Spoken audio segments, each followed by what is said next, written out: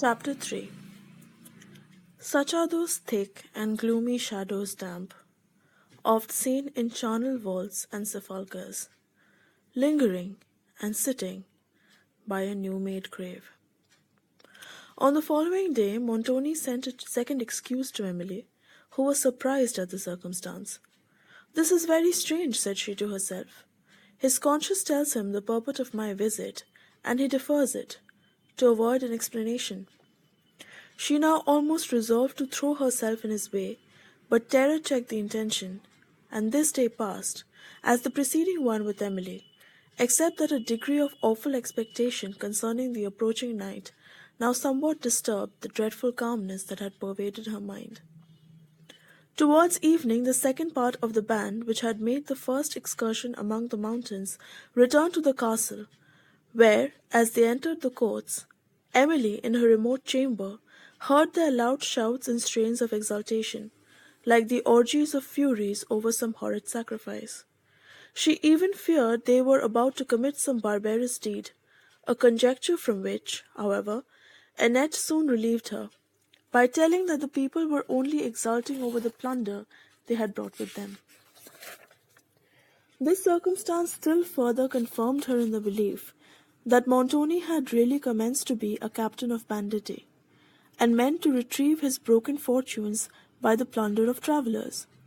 Indeed, when she considered all the circumstances of his situation, in an armed and almost inaccessible castle, retired far among the recesses of wild and solitary mountains, along whose distant skirts were scattered towns and cities, whither wealthy travellers were continually passing, this appeared to be the situation of all others most suited for the success of schemes of rapine, and she yielded to the strange thought that Montoni was become a captain of robbers.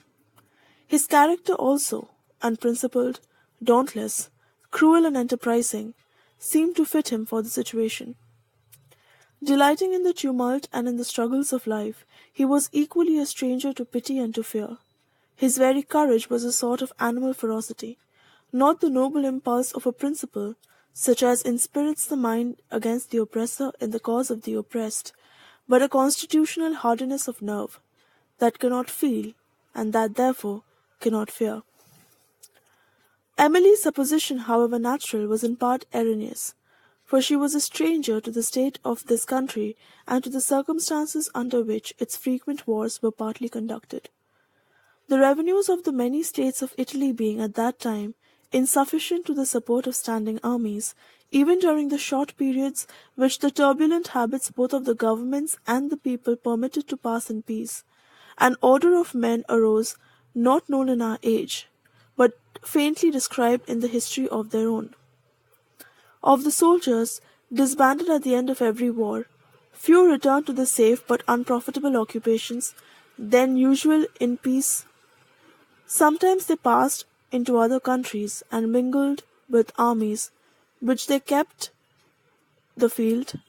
Sometimes they formed themselves into bands of robbers and occupied remote fortresses, where their desperate character, the weakness of the governments which they offended, and the certainty that they would be recalled to the armies when their presence should be again wanted, prevented them from being much pursued by the civil power, and sometimes they attached themselves to the fortunes of a popular chief, by whom they were led into the service of any state, which could settle with him the price of their valour.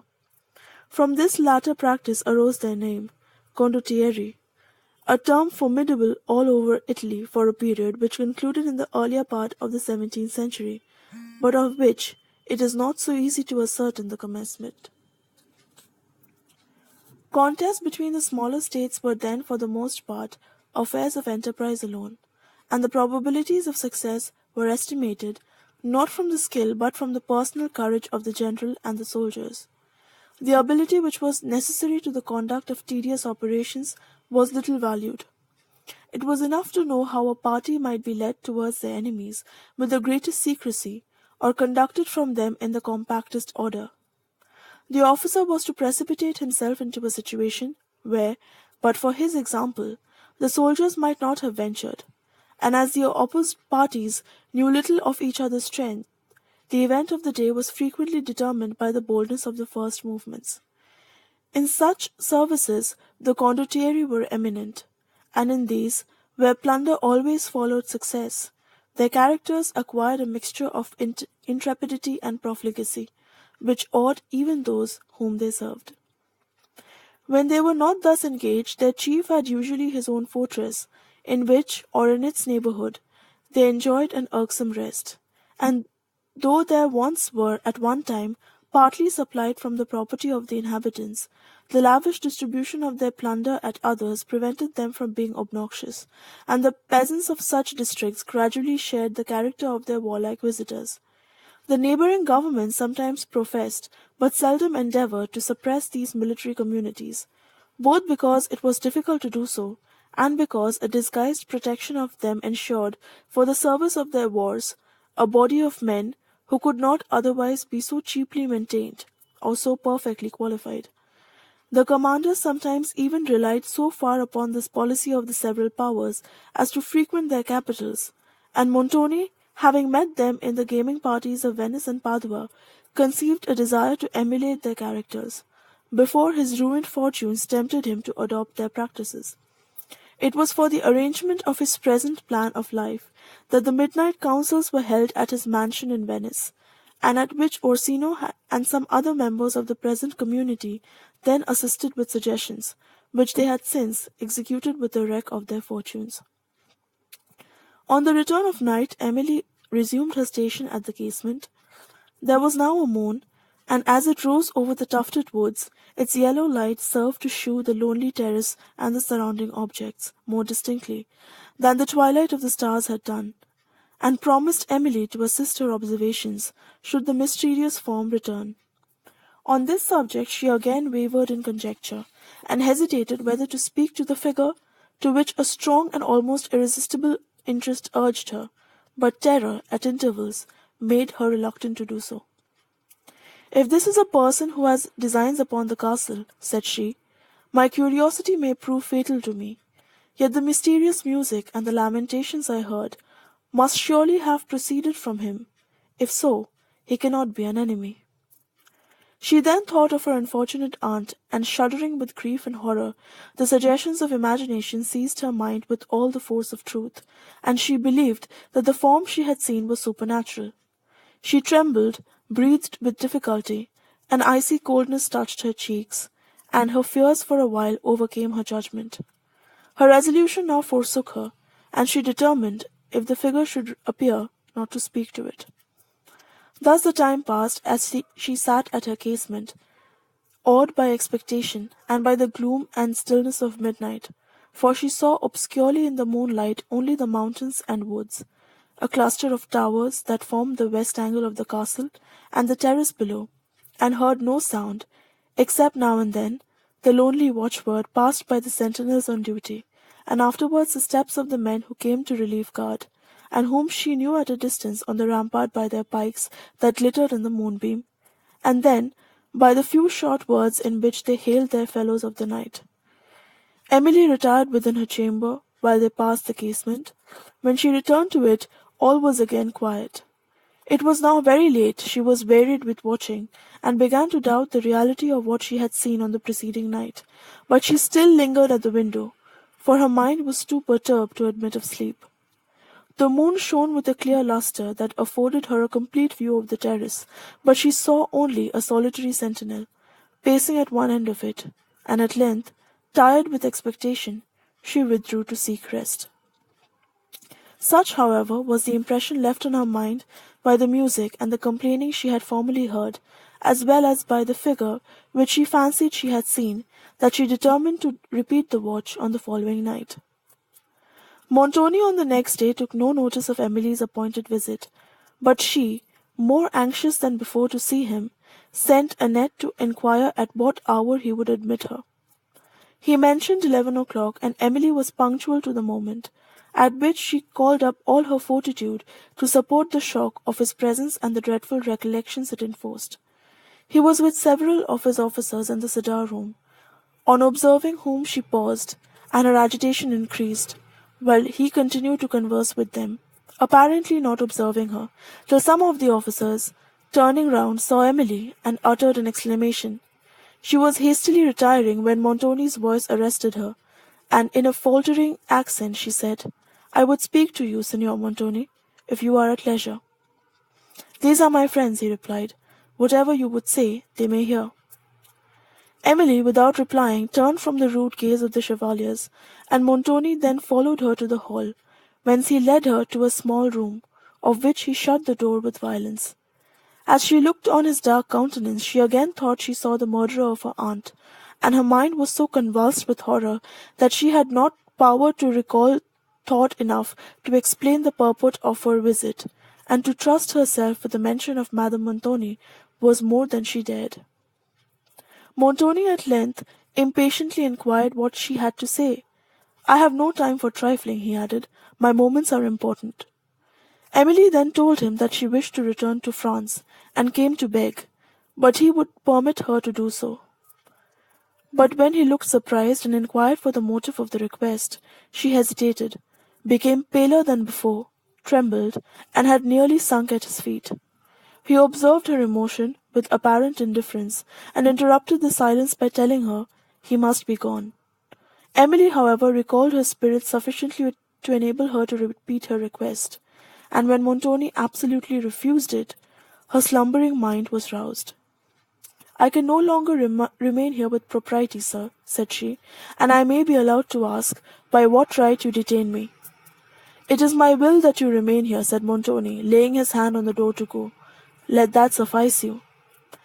Emily, considering that she had no appeal from this will, forbore to dispute his right, and made a feeble effort to persuade him to be just. "While my aunt lived, sir," said she in a tremulous voice, "my residence here was not improper, but now that she is no more, I may surely be permitted to depart. My stay cannot benefit you, sir, and will only distress me." "Who told you that Madame Montoni was dead?" said Montoni, with an inquisitive eye. Emily hesitated, for nobody had told her so, and she did not dare to avoid having seen the spectacle in the portal chamber, which had compelled her to the belief. "Who told you so?" he repeated, more sternly. "Alas, I know it too well," replied Emily. "Spare me on this terrible subject." She sat down on a bench to support herself. "If you wish to see her," said Montoni, "you may. She lies in the east turret." She now left the room without awaiting her reply, and returned to the cedar chamber, where such of the chevaliers as had before seen Emily began to rally him on the discovery they had made, but Montoni did not appear disposed to bear this mirth, and they changed the subject. Having talked with the subtle Orsino on the plan of an excursion which he meditated for a future day, his friend advised that they should lie in wait for the enemy, which Verezzi impetuously opposed, reproached Orsino with want of spirit, and swore that if Montoni would let him lead on 50 men, he would conquer all that should oppose him. Orsino smiled contemptuously. Montoni smiled too, but he also listened. Verezzi then proceeded with vehement declamation and assertion, till he was stopped by an argument of Orsino, which he knew not how to answer better than by invective. His fierce spirit detested the cunning caution of Orsino, whom he constantly opposed, and whose inveterate, though silent hatred he had long ago incurred. And Montoni was a calm observer of both, whose different qualifications he knew, and how to bend their opposite character to the perfection of his own designs. But Verezzi, in the heat of opposition, now did not scruple to accuse Orsino of cowardice, at which the countenance of the latter, while he made no reply, was overspread with a livid paleness, and Montoni, who watched his lurking eye, saw him put his hand hastily into his bosom.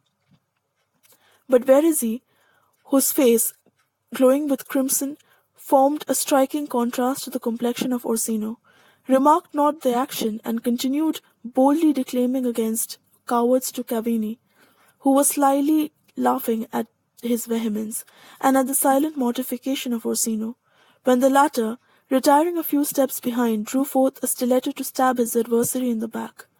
Montoni arrested his half-extended arm, and with a significant look, made him return the poignard into his bosom, unseen by all except himself, for most of the party were disputing at a distant window on the situation of a dell where they meant to form an ambuscade.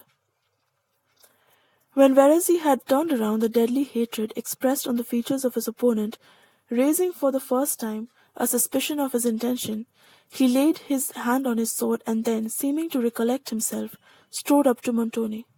"Signor," said he, with a significant look at Orsino, "we are not a band of assassins. If you have business for brave men, employ me on this expedition. You shall have the last drop of my blood. If you have only work for cowards, keep him," pointing to Orsino, "and let me quit Udolpho." Orsino, still more incensed, again drew forth his stiletto, and rushed towards Verezi, who at the same instant advanced with his sword, when Montoni and the rest of the party interfered and separated with them. "This is the conduct of a boy," said Montoni to Verezi, "not of a man. Be more moderate in your speech." "Moderation is the virtue of cowards," retorted Verezi. "They are moderate in everything, but in fear." "I accept your word," said Montoni, turning upon him with a fierce and haughty look, and drawing his sword out of the scabbard. "With all my heart," cried Verezi, "though I did not mean them for you." He directed a pass at Montoni, and while they fought, the villain Orsino made another attempt to stab Verezi, and was again prevented. The combatants were at length separated, and after a very long and violent dispute, reconciled. Montoni then left the room with Orsino, whom he detained in private consultation for a considerable time. Emily, meanwhile, stunned by the last words of Montoni, forgot for the moment his declaration that she should continue to the castle, while she thought of her unfortunate aunt, who, he had said, was laid in the east turret. In suffering the remains of his wife to lie thus long unburied, there appeared a degree of brutality more shocking than she had suspected even Montoni could practice. After a long struggle, she determined to accept his permission to visit the turret, and to take a last look of her ill-fated aunt, with which design she returned to her chamber, and while she waited for Annette to accompany her, endeavoured to acquire fortitude sufficient to support her through the approaching scene, for though she trembled to encounter it, she knew that to remember the performance of this last act of duty would hereafter afford her consoling satisfaction. Annette came, and Emily mentioned her purpose, from which the former endeavoured to dissuade her, though without effect, and Annette was, with much difficulty, prevailed upon to accompany her to the turret, but no consideration could make her promise to enter the chamber of death.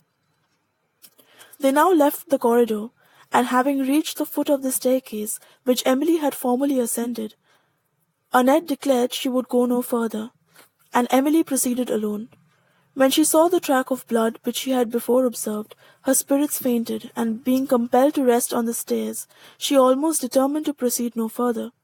The pause of a few moments restored her resolution, and she went on. As she drew near the landing place upon which the upper chamber opened, she remembered that the door was formerly fastened, and apprehended that it might still be so. In this expectation, however, she was mistaken, for the door opened at once into a dusky and silent chamber, round which she fearfully looked and then slowly advanced, when a hollow voice spoke to Emily, who was unable to speak, or to move from the spot, uttered no sound of terror. The voice spoke again, and then, thinking that it resembled that of Madame Montoni, Emily's spirits were instantly roused. She rushed towards a bed that stood in a remote part of the room, and drew aside the curtains. Within appeared a pale and emaciated face. She started back, then again advanced, shuddered as she took upon the skeleton hand that lay stretched upon the quilt, then let it drop, and then viewed the face with a long, unsettled gaze. It was that of Madame Montoni, though so changed by illness that the resemblance of what it had been could scarcely be traced in what it now appeared. She was still alive, and raising her heavy eyes, she turned them on her knees. "Where have you been so long?" said she, in the same hollow tone. "I thought you had forsaken me." "Do you indeed live?" said Emily at length, "or is this but a terrible apparition?" She received no answer, and again she snatched up the hand. "This is substance," she exclaimed, "but it is cold, cold as marble." She let it fall. "Oh, if you really live, speak," said Emily, in a voice of desperation, "that I may not lose my senses. Say you know me." "I do live," replied Madame Montoni, "but I feel that I am about to die." Emily clasped the hand she held more eagerly, and groaned. They were both silent for some moments. Then Emily endeavoured to soothe her, and inquired what had reduced her to this present deplorable state. Montoni, when he removed her to the turret under the improbable suspicion of having attempted his life, had ordered the men employed on the occasion to observe a strict secrecy concerning her. To this he was influenced by a double motive. He meant to debar her from the comfort of Emily's visits, and to secure an opportunity of privately dispatching her, should any new circumstances occur to confirm the present suggestions of his suspecting mind. His consciousness of the hatred he deserved, it was natural enough, should at first lead him to attribute to her the attempt that had been made upon his life. And though there was no other reason to believe that she was concerned in that atrocious design, his suspicions remained. He continued to confine her in the turret under a strict guard, and without pity or remorse had suffered her to lie forlorn and neglected under a raging fever till it had reduced her to the present state.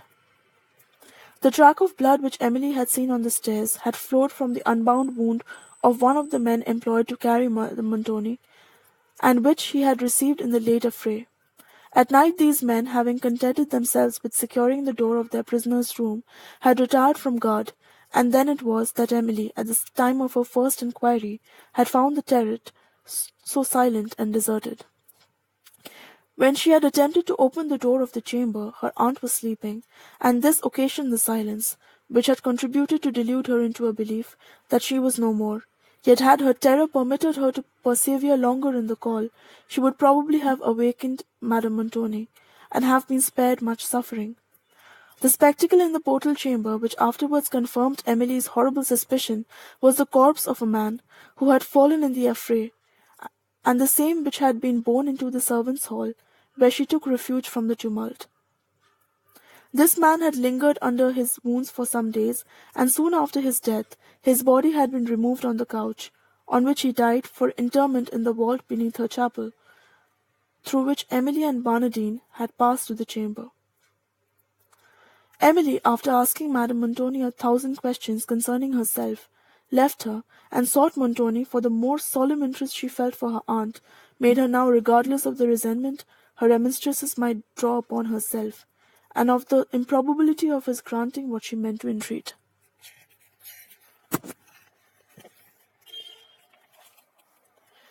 Madame Montoni is now dying, sir, said Emily, as soon as she saw him. Your resentment surely will not pursue her to the last moment. Suffer her to be removed from that forlorn room to her own apartment, and to have necessary comforts administered. Of what service will that be if she is dying? Said Montoni, with apparent indifference. The service at least of saying you, sir, from few of those pangs of conscience you must suffer, when you shall be in the same situation, said Emily, with imprudent indignation, of which Montoni soon made her sensible by commanding her to quit his presence. Then, forgetting her resentment, and impressed only by compassion for the piteous state of her aunt, dying without succour, she submitted to humble herself to Montoni, and to adopt every persuasive means that might induce him to relent towards his wife. For a considerable period of time he was proof against all she said and all she looked, but at length the divinity of pity, beaming in Emily's eyes, seemed to touch his heart.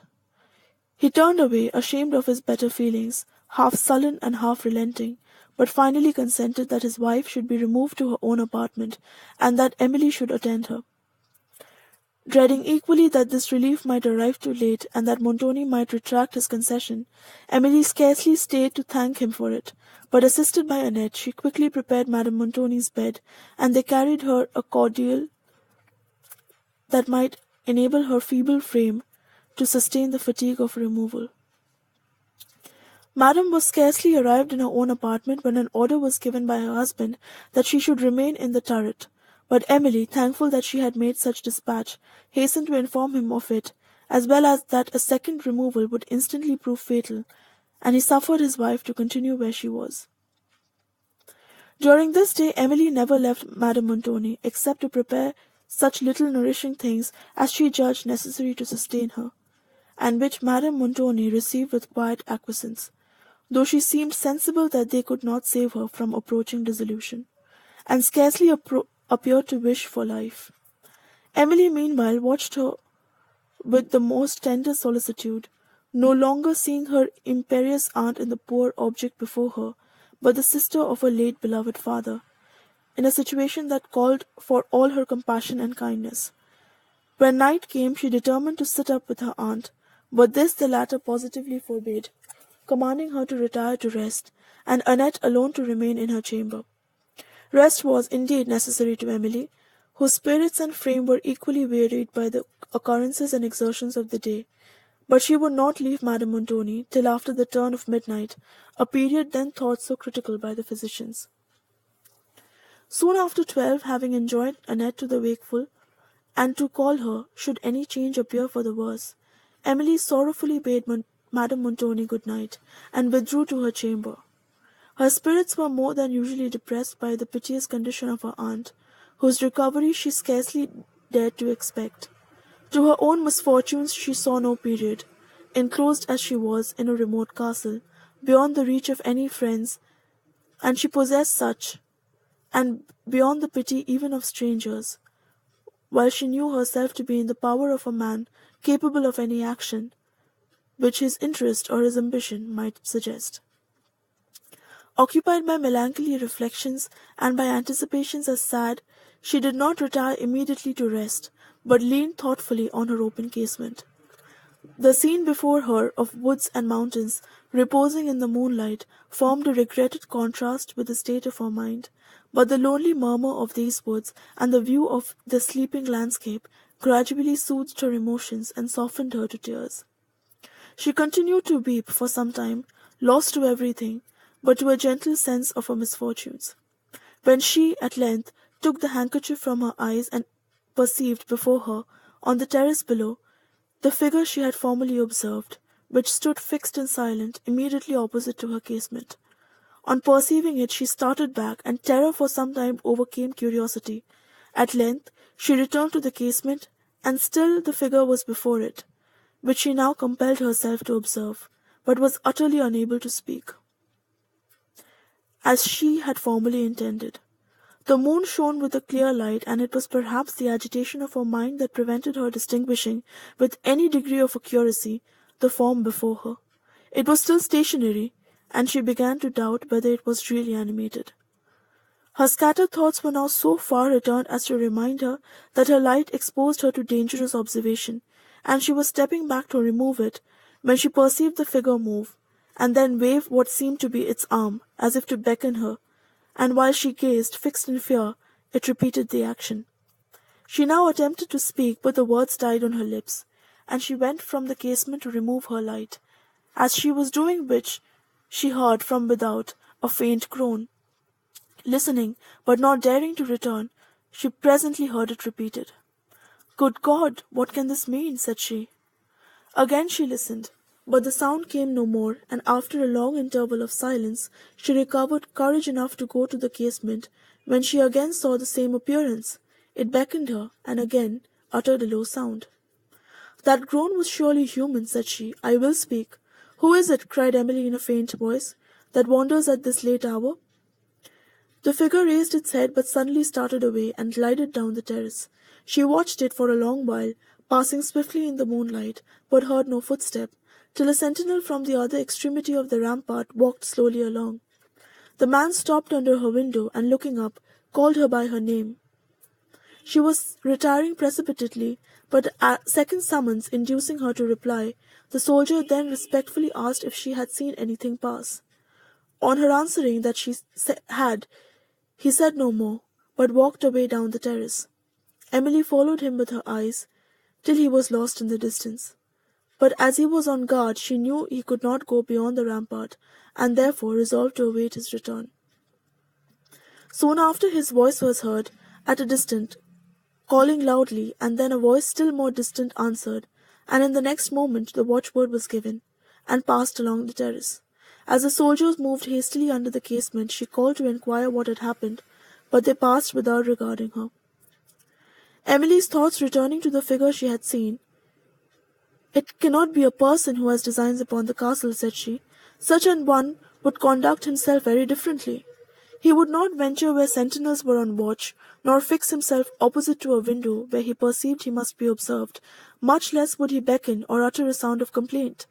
Yet it cannot be a prisoner, for how could he obtain the opportunity to wander thus?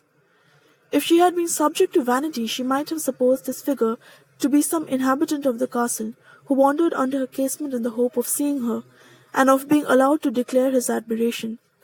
But this opinion never occurred to Emily, and if it had, she would have dismissed it as improbable, on considering that when the opportunity of speaking had occurred, it had been suffered to pass in silence, and that even at the moment in which she had spoken, the form had abruptly quitted the place. While she mused, 2 sentinels walked up the rampart in earnest conversation, of which she caught a few words, and learned from these that one of their comrades had fallen down senseless. Soon after, 3 other soldiers appeared slowly, advancing from the bottom of the terrace, but she heard only a low voice that came at intervals. As they drew near, she perceived this to be the voice of him who walked in the middle, apparently supported by his comrades, and she again called to them, inquiring what had happened. At the sound of her voice they stopped and looked up, while she repeated her question, and was told that Roberto, their fellow of the watch, had been seized with a fit, and that his cry as he fell had caused a false alarm. "Is he subject to fits?" said Emily. "Yes, Signora," replied Roberto. "But if I had not, what I saw was enough to have frightened the Pope himself." "What was it?" inquired Emily, trembling. "I cannot tell what it was, lady, or what I saw, or how it vanished," replied the soldier, who seemed to shudder at the recollection. "Was it the person whom you followed down the rampart that has occasioned you this alarm?" said Emily, endeavouring to conceal her own. "Person!" exclaimed the man. "It was the devil, and this is not the first time I have seen him." "Nor will it be the last," observed one of his comrades, laughing. "No, no, I warrant not," said another. "Well," rejoined Roberto, "you may be as merry now as you please. You was none so jocose the other night, Sebastian, when you was on the watch with Launcelot." "Launcelot need not talk of that," replied Sebastian. "Let him remember how he stood trembling and unable to give the word till the man was gone. If the man had not come so silently upon us, I would have seized him and soon made him tell who he was." "What man?" inquired Emily. "It was no man, lady," said Launcelot, who stood by, "but the devil himself, as my comrade says." "What man who does not live in the castle could get within the walls at midnight? Why, I might just as well pretend to march to Venice and get among all the senators when they are counselling, and I warrant I should have more chance of getting out again alive than any fellow that we should catch within the gates after dark. So I think I have proved plainly enough that this can be nobody that lives out of the castle, and now I will prove that it can be nobody that lives in the castle. For if he did, why should he be afraid to be seen? So after this I hope nobody will pretend to tell me it was anybody. No, I say again, by holy Pope, it was the devil, and Sebastian there knows this is not the first time we have seen him." "When did you see the figure, then, before?" said Emily, half smiling, who, though she thought the conversation somewhat too much, felt an interest which would not permit her to conclude it. "About a week ago, lady," said Sebastian, taking up the story. "And where?" "On the rampart, lady, higher up." "Did you pursue it, that it fled?" "No, Signora. Launcelot and I were on watch together, and everything was so still you might have heard a mouse stir, when suddenly Launcelot says, 'Sebastian, do you see nothing?' I turned my head a little to the left, as it might be, thus. 'No,' says I. 'Hush,' said Launcelot, 'look yonder, just by the last cannon on the rampart.' I looked, and then thought I did see something move, but there being no light but what the stars gave, I could not be certain. We stood quite silent to watch it, and presently saw something pass along the castle wall just opposite to us." "Why did you not seize it, then?" cried a soldier, who had scarcely spoken till now. "Aye, why did you not seize it?" said Roberto. "You should have been there to have done that," replied Sebastian. "You would have been bold enough to have taken it by the throat, though it had been the devil himself. We could not take such a liberty, perhaps because we are not so well acquainted with him as you are. But as I was saying, it stole by us so quickly that we had not time to get rid of our surprise before it was gone. Then we knew it was in vain to follow. We kept constant watch all that night, but we saw it no more. Next morning we told some of our comrades who were on duty on other parts of the ramparts what we had seen, but they had seen nothing and laughed at us, and it was not till tonight that the same figure walked again." "Where did you lose it, friend?" said Emily to Roberto. "When I left you, lady," replied the man, "you might see me go down the rampart, but it was not till I reached the east terrace that I saw anything. Then the moon shining bright, I saw something like a shadow flitting before me, as it were, at some distance. I stopped when I turned the corner of the east tower, where I had seen this figure not a moment before, but it was gone.